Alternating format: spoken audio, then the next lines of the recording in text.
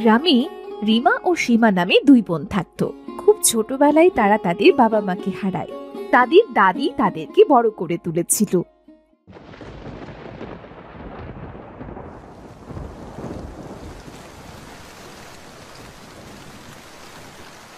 রিমা, ও রিমা, কোথায় গেলি রে? একবার এদিকে আয় দেখি।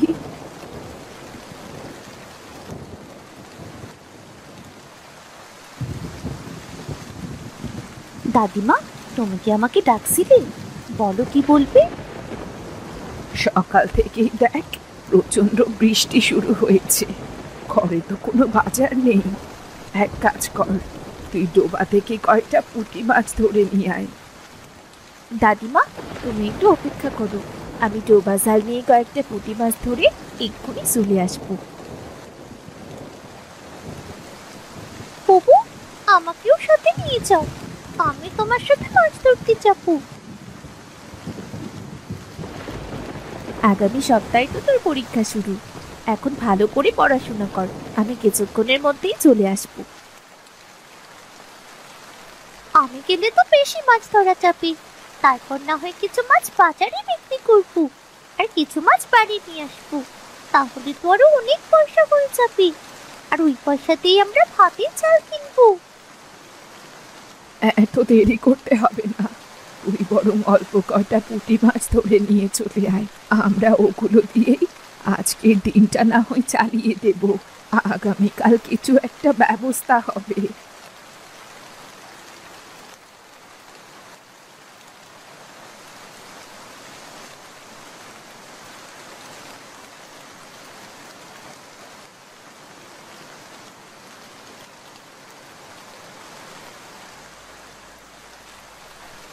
পচা ডোবার মধ্যে পুঁটি মাছ পাওয়া সহজ নয়, পুঁটি মাছের পরিমাণও অনেক কমে গেছে। এই ডোবা থেকে এখন অনেকেই মাছ ধরে নিয়ে যায়। মাছ না ধরলে তো আজ সারাদিন না খেয়ে থাকতে হবে, ঘরে তো কোনো টাকা পয়সাও নেই, আমাদের একটু কষ্ট তো করতেই হবে। এ কি বলছিস বোন? আর দেরি করিস না, এবার জালটা ফেলে দেখ কটা মাছ পাওয়া যায় কিনা।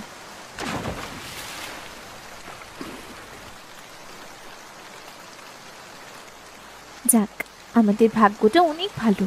দেখ, আজ কতগুলো পুঁটি মাছ পেয়েছি, এতগুলো পুঁটি মাছ তো আগে কখনো পাইনি। আজ অনেকগুলো পুঁটি মাছ উঠেছে, চল দেখি অর্ধেক পুঁটি মাছ বাজারে বিক্রি করে দিই, সবগুলো পুঁটি মাছ তো আর খাওয়া যাবে না।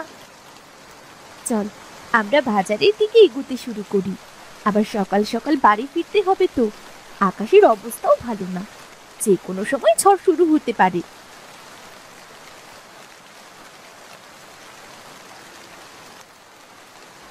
এরপর রিমা এবং সীমা যখন বাজারে মাছ বিক্রি করার জন্য রওনা হলো, তখনই সেখানে চলে এলো মোড়লের ছেলে রতন।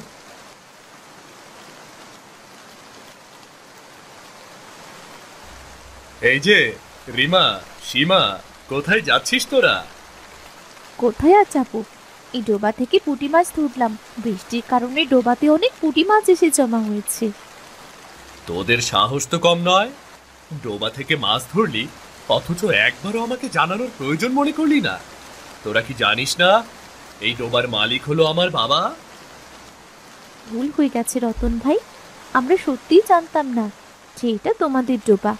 যদি জানতাম তাহলে মাছ মারার আগে অবশ্যই তোমাদের বলে নিতাম। আমাদের মস্ত ভুল হয়ে গেছে, আমাদের ক্ষমা করে দাও। সব কিছু তো বুঝতে পারলাম, কিন্তু ভুল যখন একটা করে ফেলেছিস, এর মাসুল তোদের দিতেই হবে। এক কাজ কর, এই মাছগুলো বাজারে বিক্রি করে যে টাকা পাবি, সেখান থেকে অর্ধেক টাকা আমাকে দিবি।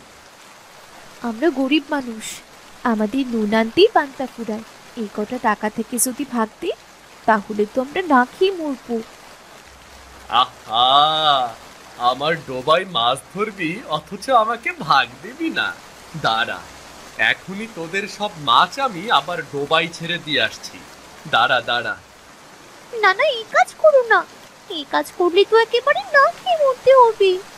ঠিক আছে, আমরা দুজন বাজারে যাচ্ছি, আর পুঁটি মাছ বিক্রি করে যে টাকা পাবো তার থেকে অর্ধেক টাকা তোমাকে দেবো। আর শোন, এই যে আমি তোদের কাছ থেকে টাকা নিয়েছি, খবরদার এই কথা কিন্তু কাউকে বলবি না।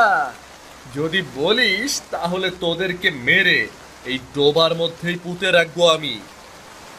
না না রতন ভাই, বিশ্বাস করো, এই কথা আমরা কাউকে বলবো না। তারপরও তুমি আমাদের পুঁটি মাছগুলো ডোবাতে ছেড়ে দিও না। এখন থেকে যতবার পুঁটি মাছ মারবি ততবার আমার কাছ থেকে অনুমতি নিবি, আর অর্ধেক মাছের টাকা আমাকে দিবি। তা না হলে তোদেরকে এই ডোবার মাছ ধরতে দেব না।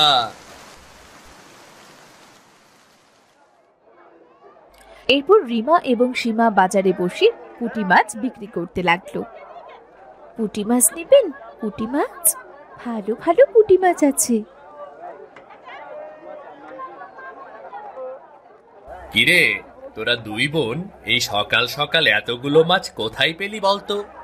তোদের তো আগামী সপ্তাহে স্কুলে পরীক্ষা শুরু হতে চলেছে, এখন এই পড়াশোনা বাদ দিয়ে মাছ বিক্রি করছিস কেন রে?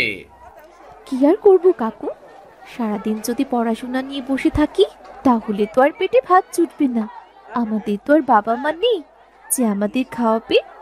নিজের লোক বলতে রয়েছে বৃদ্ধ দাদি, আর দাদি আমাদের জন্য কত কি করছে। আহারে, তোদেরকে দেখলে সত্যিই অনেক মায়া হয়। ঠিক আছে, আজকের এই পুঁটি মাছগুলো আমি কিনে নিচ্ছি। তোদেরকে এই বৃষ্টির মধ্যে আর বাজারে বসে বসে ভিজতে হবে না। তুমি সত্যি আমাদের সব পুঁটি মাছগুলো কিনে নেবে? তাহলে কিনে নাও না কাকু, তোমার তো আর টাকা পয়সার অভাব নেই। তাই তো নিচ্ছি, দে দেখি সবগুলো মাছ। একটা ভালো পলিথিনে প্যাকেট করে দে, কেমন? তোমাকে অনেক ধন্যবাদ। নাও, এই মাছগুলো ভালো করে প্যাকেটে ভরে দিচ্ছি।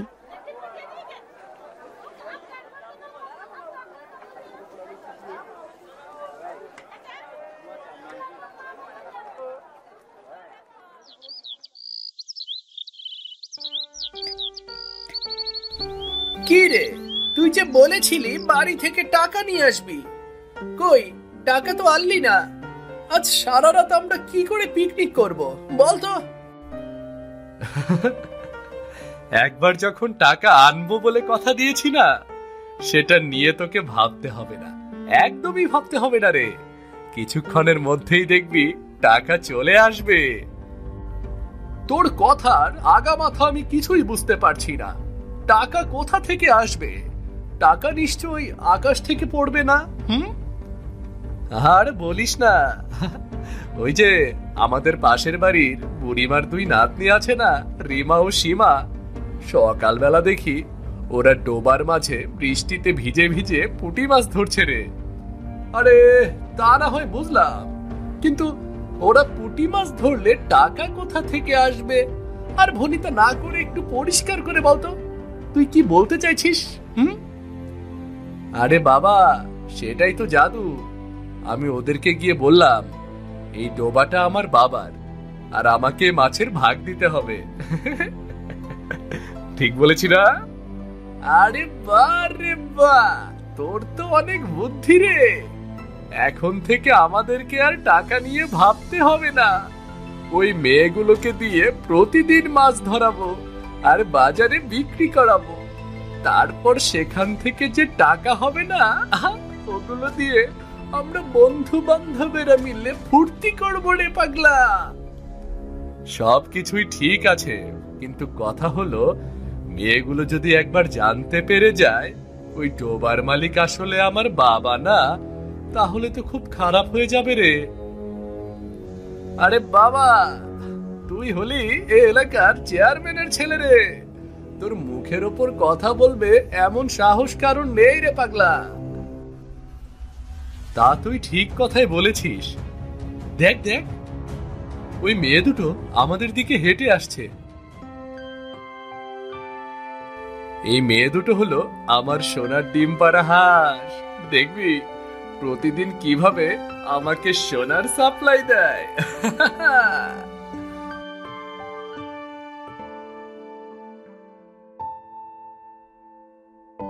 এই নাও রতন ভাই, এখানে মাছের ভাগের অর্ধেক টাকা আছে।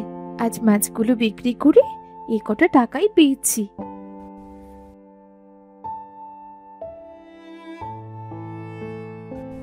ঠিক আছে, যা এবার বাড়ি ফিরে যা। সারাদিন অনেক পরিশ্রম করেছিস। আর শোন, আগামীকাল সকাল সকাল চলে আসিস। এসে কিন্তু সময় নষ্ট না করে মাছ মারতে শুরু করবি, কেমন? হ্যাঁ রতন ভাই, আগামীকালকেও সকাল সকাল চলে আসবো। যেহেতু তোমাদের ডোবায় মাছ হয়েছে, তাই তুমি যেভাবে বলবে সেভাবেই হবে। এখন থেকে মাছ বিক্রি করে যে টাকা পাবি, তার অর্ধেক টাকা আমাকে দিয়ে যাবি চট করে।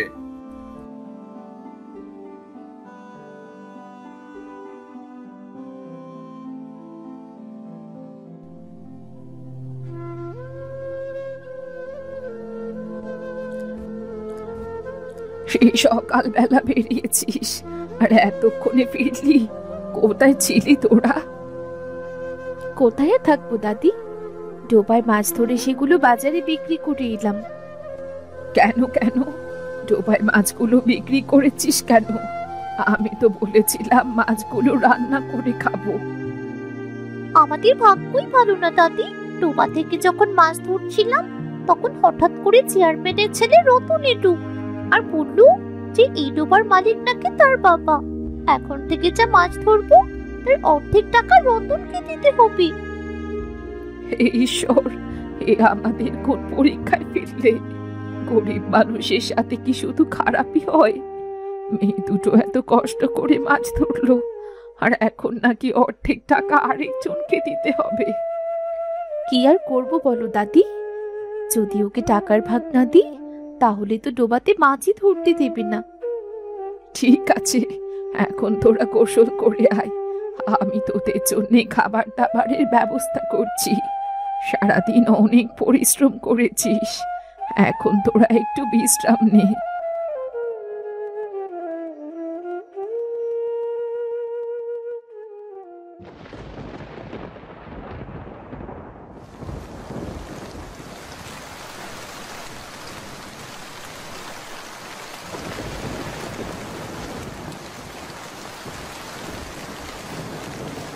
আজ একটাও পুঁটি মাছ পাচ্ছি না রে, কিছু করবো কিছুই বুঝতে পারছি না। এইদিকে রতনকে টাকা দিতে না পারলেও তো সে ঝামেলা করবে। বাবু, আমার শরীরটা একদম ভালো লাগছে না, বৃষ্টিতে ভিজে ভিজে জ্বর চলে এসেছে। চল বাবু, আজ আমরা বাড়ি ফিরে যাই। আর একটু অপেক্ষা করব, যদি কিছু মাছ পেতাম তাহলে বাজারে বিক্রি করতে পারতাম।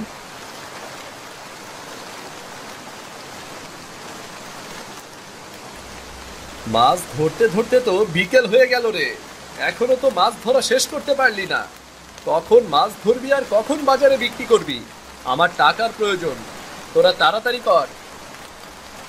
রতন ভাই, তুমি আমাদেরকে টাকার জন্য চাপ দিচ্ছ কেন বলো তো? আমরা তো চেষ্টা করছি। এখন যদি জলে মাছ ধরা না পড়ে তাহলে সেটা কি আমার দোষ? জালে মাছ ধরা পড়ছে না কারণ তোরা মাছ ধরতে জানিস না, তাই তো মাছ ধরা পড়ছে না। আমি কিছুই শুনতে চাই না, আমার টাকা লাগবে, টাকা। যে করে হোক মাছ ধর তোরা। আজ আমাদের ক্ষমা করে রতন ভাই, শরীর একদম ভালো লাগছে না আমার, গা কেটে জ্বর আসছে। আজ আমরা বাড়ি চলে যাব। হ্যাঁ রতন ভাই, আগামীকাল তোমাকে মাছ ধরে বিক্রি করে টাকা এনে দিতে বললাম তো, আমাদেরকে যেতে দাও। একদম না, আজকে তোদের টাকা দিতেই হবে, তা না হলে আমি বাবার কাছে নালিশ করব। তোরা চুরি করে ডোবা থেকে মাছ ধরিস, তারপর তোদেরকে গ্রাম থেকে বের করে দেব, দেখিস তুই। আমরা আমরা গরিব মানুষ, আমরা তো তোমার কোনো ক্ষতি করিনি, দয়া করে আমাদের সাথে এমন অবিচার করুন না। আমি আর কোনো কথা শুনতে চাই না। যদি আজ টাকা পাই তাহলে ভালো, আর যদি না পাই তাহলে খবর আছে। তুমি টাকা দিয়ে কি করো সেটা আমরা জানি রতন ভাই। আমাদের কষ্টের টাকা দিয়ে তুমি তোমার বন্ধু বান্ধবদের নিয়ে ফুর্তি করে বেড়াও। তোর এত বড় সাহস? আমার টাকা দিয়ে আমি যা ইচ্ছা তাই করব, তাতে তোর কি? তোর কি? তুমি ভুল করছো রতন ভাই, এই ডোবার মালিক হয়তো তোমার বাবা হতে পারে, কিন্তু কষ্ট আমরা করছি। এই টাকার মালিক শুধুমাত্র আমরা, কিন্তু তুমি তুমি আমাদেরকে প্রতিনিয়ত ব্যবহার করছো। তুমি তুমি আমার গায়ে হাত তুললে রতন ভাই? আমরা দু বোন মিলে তোমাকে কত টাকা দিলাম, আর একটা টাকাও দেব না তোমাকে। এখন থেকে আর মাছ মারতেও আসবো না। কি আমরা গেলাম বাড়ি। আরে যা যা যা, আমিও দেখবো তোরা এই গ্রামে কি করে টিকে থাকিস। তোদেরকে আর তোর দাদিকে এই গ্রাম থেকে যদি আমি না বের করেছি, তাহলে আমার নাম রতন না। বলে দিলাম, আমার নাম রতন না।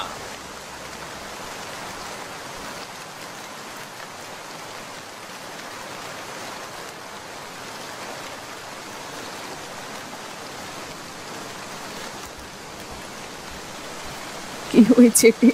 তোদের চোখে পানি কেন? আর গলাটা এমন লাল হয়ে ফুলে আছে কেন? কিছুই হয়নি দাদি। দাদির কাছ থেকে আর সত্যি কথা লুকিয়ে রাখিস না। এবার দাদিকে সত্যিটা সবটা জানানোর সময় হয়েছে। কি রে, কি হয়েছে তোদের? আমাকে কোন সত্যিটা বলবি? আমার কাছ থেকে কি লুকোচ্ছিস তোরা? আমি বলছি দাদি, রতন আজকে বুবুর গায়ে হাত তুলেছে। আমার শরীর ভালো লাগছিল না, তাই বলে বাড়ি চলে আসতে চেয়েছিলাম, কিন্তু রতন আমাদেরকে জোর করে আমাদেরকে মাছ মারাতে চেয়েছিল। বুবু রাজি হয়নি বলে সে বুবুকে মেরেছে। এত বড় সাহস! আমার নাতনির গায়ে হাত তুলেছে। বাপ মা মরা নাতি দুটো নিয়ে বেঁচে আছি। ওকে কত কষ্ট করে বড় করেছি, আর আমার নাতিকে কিনা ও অন্য ছেলের হাতে মার দিতে হয়। তুমি সবকিছু ভুলে যাও দাদি। আমি আর ওদের ডোবাতে মাছ মারতে যাব না। সে তো খুব ভালো কথা, কিন্তু একটা বিচার তো এর করতেই হবে। আমি ওর বাবার কাছে যাব, কি বলবো ওর ছেলে কেন আমার নাতিনের গায়ে হাত তুলেছে। এইসব কিছু প্রয়োজন নেই দাদি। ওর বাবা অনেক শক্তিশালী লোক, গ্রামের চেয়ারম্যান। তারপর আমাদেরকে যদি গ্রাম থেকে বের করে দেয়, তখন আমরা কোথায় যাব বলো তো? না না, এত বড় অত্যাচার আমি সহ্য করব না। তুই কোনো কথাই বলিস না। এখন ঘরে গিয়ে বিশ্রাম নে। আমি আজ বিকেলেই সীমাকে নিয়ে যাব চেয়ারম্যানের বাড়ি।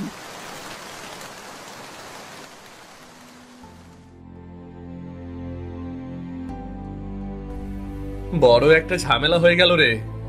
মেয়েটা বলছে আর নাকি আমাদের জন্য পুঁটি মাছ ধরবে না, এবং বাবার কাছে গিয়ে বিচার দেবে রে। কি করা যায় বলতো? সবকিছু হয়েছে তোর জন্য। তুই যে কেন শুধু শুধু মেয়েটার সাথে মিথ্যা কথা বললি। এখন মেয়েটা তোর সাথে সাথে আমাকেও ধরবে। আর বলিস না রে, আজ রাগ করে মেয়েটাকে একটা চড়ও মেরেছি। কেন কেন? মেয়েটার গায়ে তুই হাত তুলেছিস কেন? শোন রতন, তুই কিন্তু এটা একদমই ঠিক কাজ করিসনি রে। আমাকে অপমান করেছিল, নিজের রাগ নিয়ন্ত্রণ করতে পারিনি, তাই একটা চড় মেরে বসেছি রে। ওর দাদি যদি জানতে পারে, তাহলে নিশ্চিত থাক তোর বাবার কাছে গিয়ে বিচার দেবে। তুই তো ভালো করে জানিস ওদের বাবা মা নেই। ওই বুড়ি তার নাতনিদের অনেক ভালোবাসে। তাই তো ভাবছি বড্ড ঝামেলায় পড়ে গেলাম রে। বাবাকে গিয়ে বোঝাতে হবে যেন ওদের কথা বিশ্বাস না করে। যা হয়েছে হয়ে গেছে। এখন ওরা বাড়িতে যাওয়ার আগে তুই তোর বাবার কাছে গিয়ে গুছিয়ে বল। যা যা যা।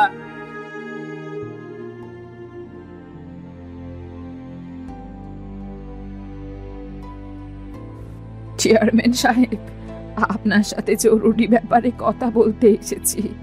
আপনি এলাকার গণ্যমান্য মানুষ, আমার মনে হয় বিষয়টা আপনাকে জানানো দরকার। আরে বুড়ি বাজে, কি হয়েছে তোমার? হঠাৎ করে তুমি এই সাত সকালে আমার বাড়িতে? আমার কিছুই হয়নি। আজ আপনার ছেলে রতনের নামে নালিশ নিয়ে এসেছি। আমার নাতনিরা বৃষ্টির মধ্যে আপনার বাড়ির পাশে ডোবাতে পুঁটি মাছ ধরছিল। রতন গিয়ে বলল এই ডোবা নাকি আপনার। কিসের ডোবা? কোথায়? আমার তো কোনো ডোবা নেই। ওই হতচ্ছাড়া বাদর ছেলেটা নিশ্চয়ই মিথ্যা কথা বলেছে। আপনার এই ছেলে রতন প্রতিদিন আমার দুই নাতনিকে দিয়ে পুঁটি মাছ ধরিয়েছে, আর এরপর সেগুলো বাজারে বিক্রি করে যে টাকা হয়েছে সেগুলো নিয়ে ওর বন্ধু বান্ধবদের সাথে ফুর্তি করেছে। কি সব বলছো তুমি? আমার ছেলেরা যে এতটা নিচে নেমে যাবে আমি কখনো কল্পনাও করতে পারিনি। গতকাল আমার নাতনিটার জ্বর ছিল, সে যখন বলেছে আজ মাছ মারতে পারবে না, তখন আপনার ছেলে রতন তাকে চড় মেরেছে। আমি গ্রামের চেয়ারম্যান, এই গ্রামের মাথা। আমি আমার গ্রামে এত বড় অনর্থক কাণ্ড কখনোই হতে দেব না, কখনোই না।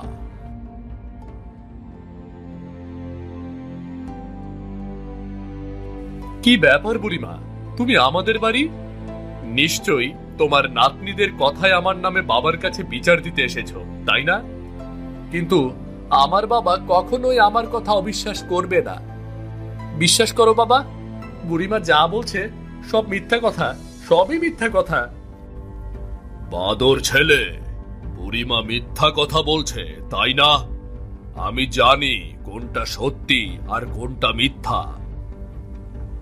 আর এখানে কিছু টাকা আছে, এগুলো তোমাদের পুঁটি মাছ বিক্রির টাকা। আমি ক্ষতিপূরণ হিসাবে দিয়েছি তোমাদেরকে। এগুলো দিয়ে তুমি তোমার নাতনিদের ভালো করে পড়াশোনা করিও। এখন থেকে তোমরা যখন খুশি তখন ওই ডোবা থেকে মাছ ধরতে পারবে, তোমাদের কেউ কিচ্ছু বলবে না। তুমি কেন বুঝতে পারছো না? ওই বৃদ্ধ মহিলা তোমার সাথে মিথ্যা কথা বলছে। আমি এরকম কিছুই করিনি বাবা। তুই কেন শুধু শুধু ওদেরকে মিথ্যা কথা বলেছিস যে ওই ডোবার মালিক আমি? এখনই আমার বাড়ি থেকে বের হয়ে যা। তোর মতো অপদার্থ ছেলের মুখ আমি দেখতে চাই না। বের হয়ে যা আমার বাড়ি থেকে, অপদার্থ যেন কোথাকার।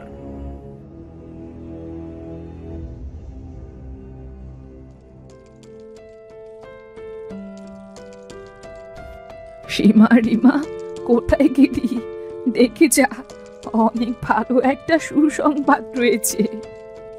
কি হয়েছে? কি তুমি চেয়ারম্যানের বাড়িতে গিয়েছিলে? সকালবেলা না বলেই বাইরে চলে গেছো। আমরা দু বোন তোমার জন্য বসে বসে দুশ্চিন্তা করছি। হ্যাঁ রে হ্যাঁ, সকালবেলা চেয়ারম্যানের বাড়ি গিয়েছিলাম, তাকে সব খুলে বললাম। সব শুনে সে তো প্রচন্ড রেগে গেল, আর রতনকে অনেক বকাবকি করে বাড়ি থেকে বের করে দিয়েছে। ভালোই তো হলো, অপদার্থটা তার পাপের শাস্তি পেয়েছে। চেয়ারম্যান সাহেব খুব ভালো মানুষ, তার মনটাও অনেক বড়। এই যে তোদের পড়াশোনা যেন ক্ষতি না হয়, এই জন্যে অনেকগুলো টাকা দিয়েছে। তোরা পুঁটি মাছ বিক্রি করে রতনকে যে টাকা দিয়েছিলি, তাই তিনি এই টাকাগুলো ফেরত দিয়েছেন। ও বুবু, চলো ডোবা থেকে অনেকগুলো মাছ ধরবো, আর সেই মাছগুলো সব চেয়ারম্যান সাহেবের বাড়ি পৌঁছে দিয়ে আসবো। উনি আমাদের এত বড় একটা উপহার দিলেন। ঠিকই বলেছিস, ডোবার মধ্যে বৃষ্টির দিনে পুঁটি মাছ ধরার মজাই অন্যরকম। তবে তাড়াতাড়ি চল, ডোবাতে মাছ মারতে যাই।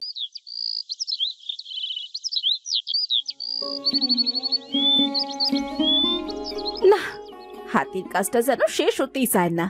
সেই কখন থেকে শুধু কাজ করে চলেছি তো কাজ করেই চলেছি, আর যেন শেষ হতে চায় না।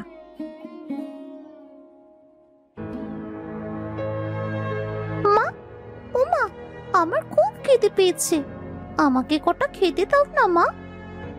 এখনো তো রান্নাই করিনি, তাহলে তোকে খেতে দেব কোথা থেকে শুনি? মা, তুমি এখনো রান্না করোনি কেন? খিদেই তো আমার পেটটা একদম চোচো করছে। হাতের কাজ শেষ না হলে কি করে রান্না করব শুনি? গিন্নি, তুমি সব সময় মেয়েটার সাথে অমন খিটখিট কেন করো বলো তো? খিটমিট করব না তো কি করব শুনি? রান্না হয়নি, তাহলে খেতে দেব কোথা থেকে? রান্না করনি তুমি, তাতে মেয়েটার কি দোষ? ওর খিদে লাগলে তো তোমার কাছে ভাত চাইবে, তাই না? কাজের ঠেলায় সময় পাইনি, তাই রান্না করিনি। কাজ করছো ভালো কথা, তা রান্নাটা আগে করে রেখে তারপরেও তো কাজ করতে পারতে, তাই না? খিদে লাগলে তো লোকে পেটে পাথর বেঁধে রাখতে পারবে না নাকি? পেটে কবে পাথর বেঁধে রেখেছো শুনি? হাতের কাজটা শেষ হলেই তো রান্না করতে যেতাম। এত না চেঁচিয়ে যাও তো, রান্না করতে যাও। আমারও বড্ড খিদে পেয়েছে। যাও যাও, রান্না করতে যাও।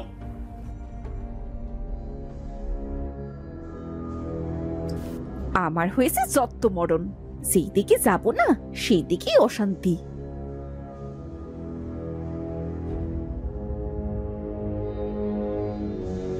বাবার মেয়ে সারাদিন শুধু খাই খাই। কেন ধানগুলো গুছিয়ে ঘরে না তুলতে পারলে তো বৃষ্টি চলে আসবে, ভিজে যাবে, সেটার কি কোনো খেয়াল আছে নাকি? দুটো খাওয়ার জন্যই তো মানুষ এত কষ্ট করে, তো খাই খাই করবে না তো কি করবে শুনি? আর এ বছর বৃষ্টির তো কোনো ভাবই নেই গিন্নি। ভাব আছে কি নেই সেটা তুমি কি জানো? আমাদের গ্রামে একটু বেশি বৃষ্টি হলেই তো বন্যা হয়ে যায়। আরে গিন্নি, এ বছর তো একটু বৃষ্টিও হয়নি। মাঠ ঘাট সব ফেটে চৌচির হয়ে গেছে, খাল বিল সব শুকিয়ে গেছে। পানি হলে সব মাটিতে চুষে নেবে। পানি না হলেই ভালো, না হলে বন্যার সময় যে পরিমাণ কষ্ট করতে হয় না, সেই কষ্টের কোনো শেষ থাকে না।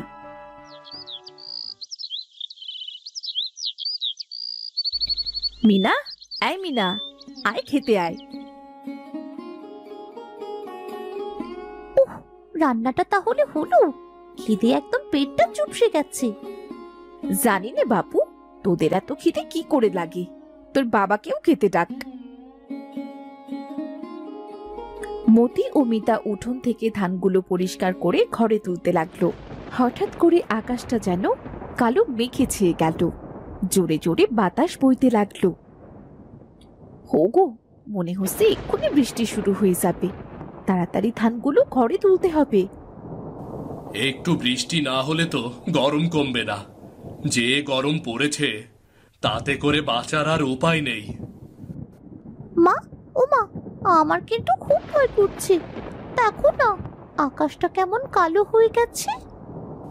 আরে না রে মা, কিসের ভয়? আমরা তো তোর সাথেই আছি। চলো সবাই ঘরের মধ্যে চলো, দেখছো না আকাশে কেমন বিদ্যুৎ চমকে ডেকে উঠছে।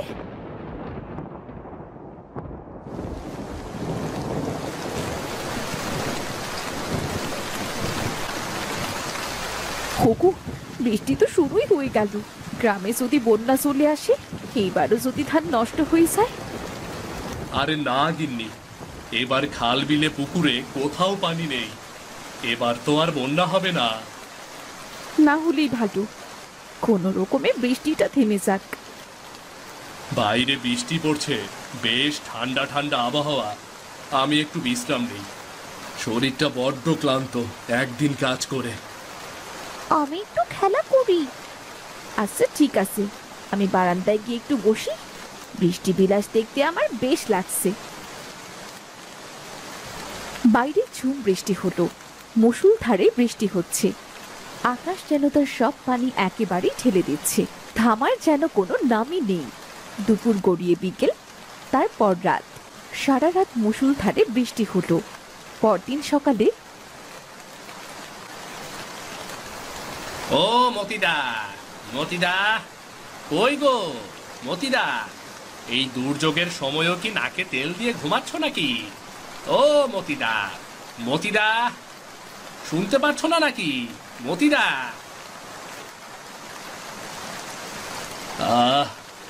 বেশ একটু আয়েশ করে ঘুমাচ্ছিলাম। কে রে আমার ঘুমটা ভাঙালি?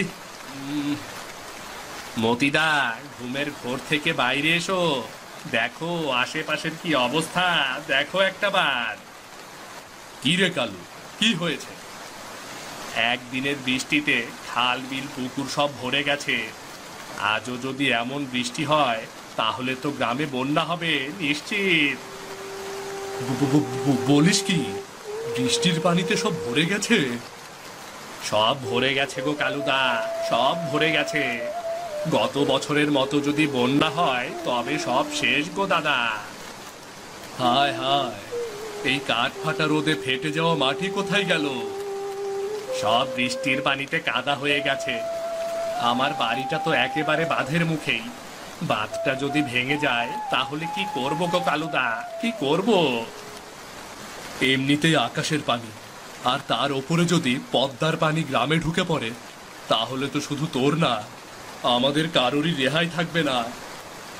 হ্যাঁ গো মতিদা, আকাশের পানি ঠেকানো তো আমাদের হাতে নেই, কিন্তু আমরা যদি ইচ্ছা করি আর সৃষ্টিকর্তা যদি সহায় হয় তাহলে যদি বাঁধের পানিটা ঠেকাতে পারি গো। চলো না মতিদা, বাঁধের কাছে যাই, গ্রামের সবাইকে এক জায়গায় করে দেখি কিছু একটা করতে পারি কিনা। চলো চলো। হ্যাঁ রে কালু, চল দেখি কি করা যায়। ওগো সাবধানে যেও, বাইরে যে বৃষ্টি হচ্ছে না, বাঁধের কাজ করতে পারবে বলে মনে হচ্ছে না। দেখি গিয়ে কি হয়, মেয়েটাকে নিয়ে সাবধানে থেকো কেমন।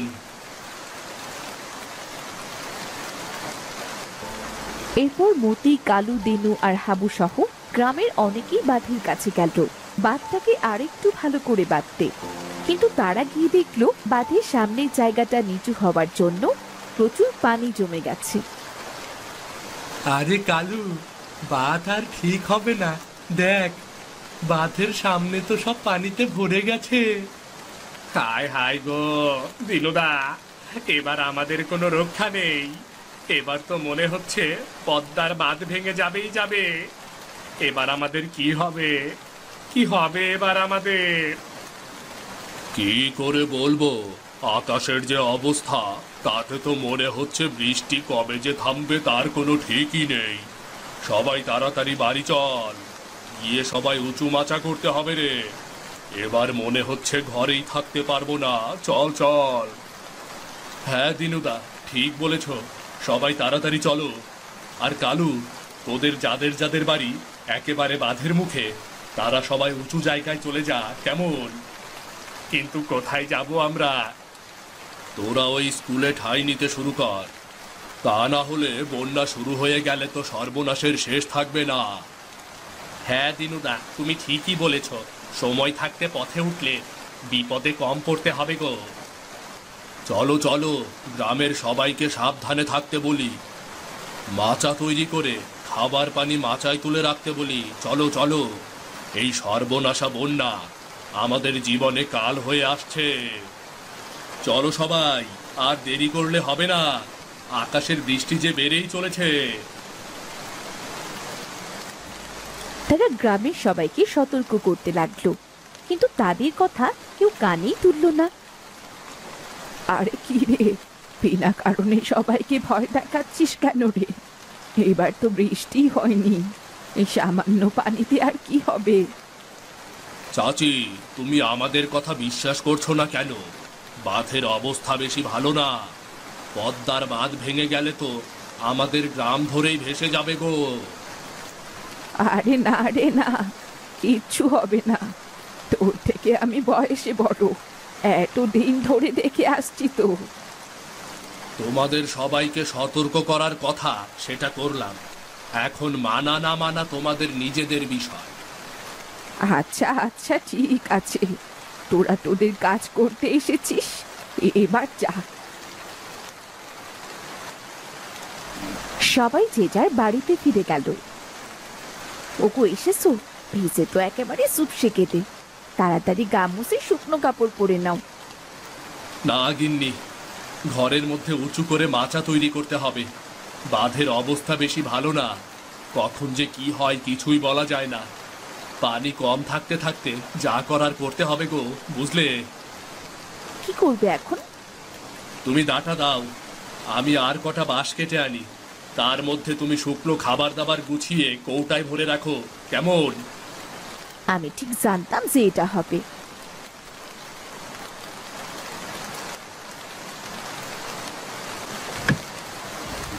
বাবা, বাঁশ দিয়ে কি করবে? ঘরের মধ্যে উঁচু মাচা বানাবো রে মা। মাচা দিয়ে কি করবে বাবা? বন্যা হলে তো রাস্তাঘাট, উঠান, বাড়ি সবকিছু পানির নিচে চলে যাবে রে মা, তখন আমরা কোথায় থাকবো? তার জন্যই তো মাচা বানাবো। ও আচ্ছা। তোর মাকে বল বাঁশগুলো নিয়ে ঘরে রাখতে কেমন। আমিও তোমাদের কাছে সাহায্য করছি বাবা, তাও আমার কাছে তাও।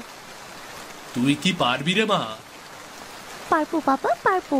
তাও তো আমার কাছে। মা, ও মা, বাবা ডাকছে খুব, তাড়াতাড়ি এদিকে এসো। হ্যাঁ রে মা, হাতের কাজটা শেষ করেই আসছি।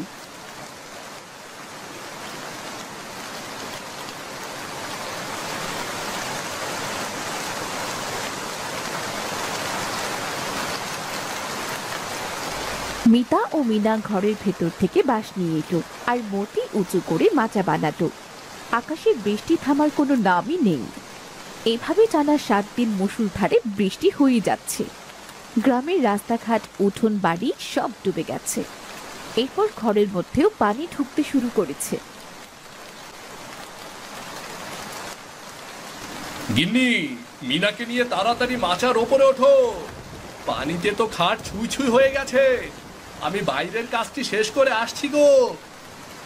মিনা, সলমা, মাচার উপর উঠতে হবে, না হলে তো আমরা পানিতে ডুবে যাব। মা, ও মা, আমার না খুব ভয় করছে মা। চারদিকে শুধু পানি আর পানি। আমি তো সাঁতারও কাটতে পারি না। পানিতে পড়ে গেলে তো আমি মরেই যাব মা। না রে মা, তোর কিচ্ছুটি হবে না। আমি তোকে মাচার ওপর তুলে দিচ্ছি, আয় আমার কাছে।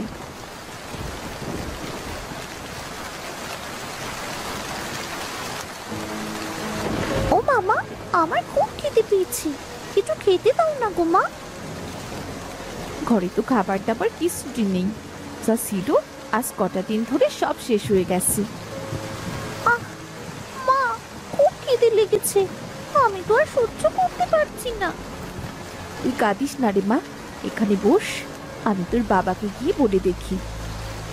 না না মা, তুমি আমাকে না নিয়ে যেও না মা, আমার একা থাকতে ভয় করবে তো। না গেলে খাবার খাবি কোথা থেকে? আচ্ছা মা, তাড়াতাড়ি আসবে কিন্তু। হ্যাঁ, আমি যাবো আর আসবো, তুই চুক্তি করে বসে থাক, বেশি নড়াচড়া করিস নি কিন্তু। আচ্ছা ঠিক আছে মা।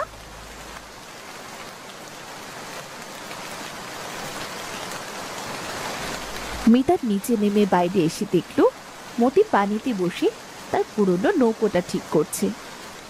ওগো, ঘরে তো খাবার দাবার কিচ্ছুটি নেই, মেয়েটা তো খিদের জ্বালায় ছটফট করছে। একটুও নেই গিন্নি? না গো, যা ছিল আজ কদিন ধরে তাই খাওয়া হচ্ছে, আজ সব শেষ হয়ে গেছে। আর কতদিন ধরে তো কোনো বাজারও করনি। হ্যাঁ গো গিন্নি, বৃষ্টির জন্য তো বাইরেই যেতে পারিনি, তাহলে বাজার করব কি করে? ওগো, নৌকা ঠিক করা বাদ দিয়ে যাও, গিয়ে দেখো কোথাও কিছু খাবার পাও কিনা। নৌকা ছাড়া বাইরে যাব কি করে? উঠোনেই তো কোমর পানি। এছাড়া কোথায় রাস্তা, কোথায় পুকুর, কিছুই তো বোঝা যাচ্ছে না। নৌকা ঠিক না করলে কি করে যাব বলো তো? আচ্ছা, নৌকোটা ঠিক করে নিয়ে যাও। গিন্নি, তুমি মিনার কাছে যাও। পানি দেখলে মেয়েটা বড্ড ভয় পায়। তুমি মেয়েটার কাছে গিয়ে বসো, আমি দেখছি কোনো কিছুর জোগাড় করতে পারি কিনা। যাও যাও। এরপর মতি তার নৌকো ঠিক করে নৌকোটা নিয়ে বেরিয়ে পড়ল।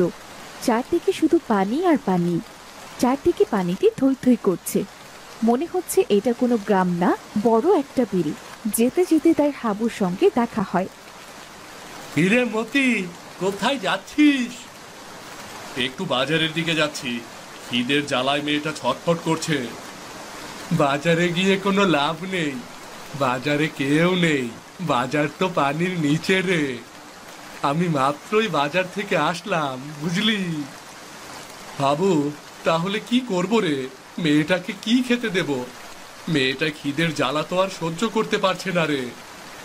মতি, সবার ঘরেই তো এই একই অবস্থা রে। আমার ছেলে মেয়েগুলো খিদেই ছটফট করছে। বাবা হয়ে ছেলে মেয়েগুলোর এমন কষ্ট আমি সহ্য করতে পারি না। হ্যাঁ রে হাবু, এই সর্বনাশা বন্যা আমাদের জীবন থেকে সবকিছু কেড়ে নিয়েছে। আর এই বন্যার সময় আমাদের কত কষ্ট করতে হয়। আমরা তো বড় মানুষ, কিছুটা সহ্য করতে পারি, কিন্তু বেশি কষ্ট হয় বাচ্চা আর বয়স্ক মানুষগুলোর। হ্যাঁ রে হাবু, হ্যাঁ, কিন্তু এখন কি করব? খাবার কোথায় পাবো রে? পদ্মার বাঁধ ভেঙে গেছে, পদ্মার বাঁধ ভেঙে গেছে। সবাই যে যেখানে পারো সাবধানে থাকো, পদ্মার বাঁধ ভেঙে গেছে। এই কালু, সত্যি সত্যি বাঁধ ভেঙে গেছে নাকি রে? হ্যাঁ গো মতিদা, তাড়াতাড়ি বাড়ি চলে যাও, আমাদের গ্রামে পদ্মার পানি ঢুকতে শুরু করেছে গো। তাহলে চলো, এখানে দাঁড়িয়ে থাকা মানে বিপদ ডেকে আনা। চলো চলো, এবার যে আমাদের কপালে কি আছে কে জানে। চলো চলো তাড়াতাড়ি। সবাই দ্রুত যে যার বাড়ি চলে গেল। হতাশ হয়ে মতিও বাড়ি ফিরে এলো। নৌকাটি ঘরের খুঁটির সাথে বেঁধে আস্তে আস্তে ঘরের ভেতর গিয়ে দেখলো মিতা মেয়েটাকে নিয়ে মাচার ওপর গুটিসুটি মেরে বসে আছে। গিন্নি, এবার মনে হচ্ছে কপালে বড্ড বিপদ আছে গো। কি গো, কি হলো আবার? পদ্মার বাঁধ ভেঙে গেছে, এবার যে কি হবে কে জানে। এত কষ্টের ফসল সব শেষ হয়ে গেল গো গিন্নি, সব শেষ হয়ে গেল। বাবা, ও বাবা, তুমি খাবার এনেছো বাবা?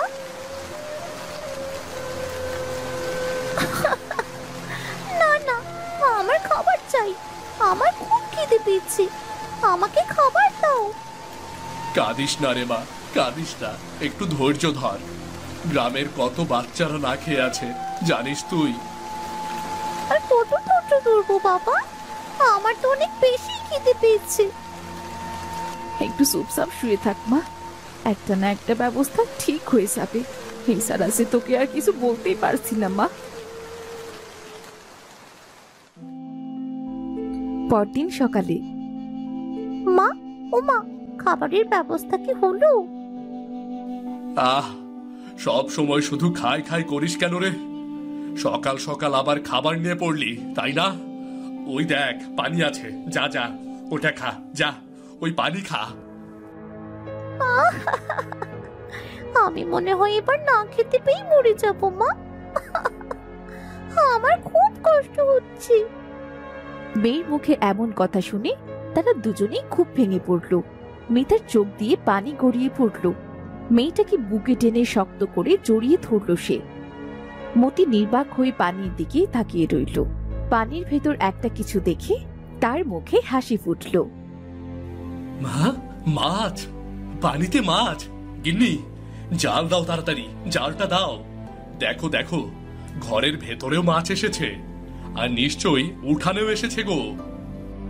মাছ? কই কই মাছ? হোমা, তাই তো, ওগো ওগো, জালটা নিচেই আছে।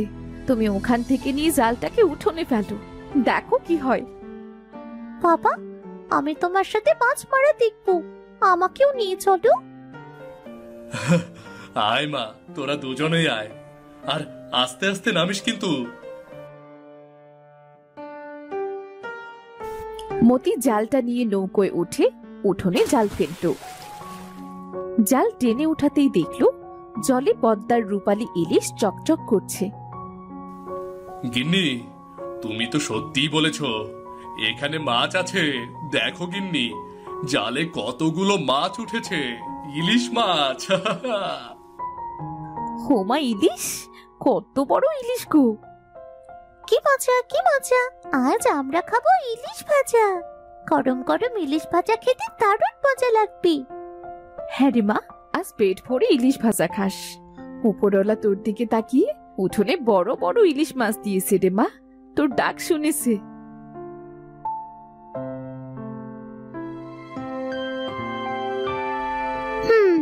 কি দারুণ খেতে, এমন মাছের স্বাদ আগে কখনো খাইনি। ভাগ্যিস বন্যাটা হয়েছিল, না হলে তো আমরা ইলিশই খেতে পারতাম না। না রে মা, এমন কথা বলতে নেই। সামান্য ইলিশ মাছ খেতে যে বন্যা যে আমাদের কত ক্ষতি করেছে, সেটা বুঝতে পারছিস? হ্যাঁ মা, তুমি ঠিক বলেছ। তাড়াতাড়ি বন্যার জল নিচে নামুক, আবার আগের মতো সব স্বাভাবিক হোক। গিন্নি, না খেয়ে আমাদের মিনা মায়ের মতো কত বাচ্চারা কষ্ট করছে। আমি বরং সবাইকে বলে আসি, উঠানে ইলিশ মাছ পাওয়া যাচ্ছে, সবাই অন্তত মাছ ধরে খাক, কেমন? হ্যাঁ, তুমি ঠিকই বলেছো। আচ্ছা, যাও তবে। সবাই পানিতে জাল ফেলো, পানিতে সবাই জাল ফেলো, পানিতে ইলিশ মাছ পাওয়া যাচ্ছে। আমার কথা শুনতে পাচ্ছ? তোমরা সবাই আমার কথা শুনতে পাচ্ছ নাকি? কে কোথায় আছো মন দিয়ে শোনো আমার কথা। ওমা, তাই নাকি? দিনুদা, চলো তো, উঠানে নাকি ইলিশ মাছ পাওয়া যাচ্ছে। দাদা দাদা, তাড়াতাড়ি জালটা আনো। আজ দুদিন পেটে দানা পানি কিচ্ছু পড়েনি, জালটা আনো তাড়াতাড়ি। মতির কথাতে সবাই উঠোনে জাল ফেলতে লাগলো। টানে টানে সবার জালে বড় বড় পদ্মার ইলিশ উঠতে লাগলো। ইলিশের আনন্দে সবাই যেন বন্যার সব কষ্ট ভুলে গেল। বৃষ্টি থেমে গেল। গ্রামের সবাই একত্রিত হয়ে পদ্মার বাঁধ ঠিক করলো। গ্রাম থেকে আস্তে আস্তে বন্যার পানি নামতে শুরু করলো। তাদের বন্যায় বেশ ক্ষতি হলেও আকাশে সোনালী সূর্য আর গ্রামটি আবারও আগের মতো স্বাভাবিক দেখে তারা খুব খুশি হলো।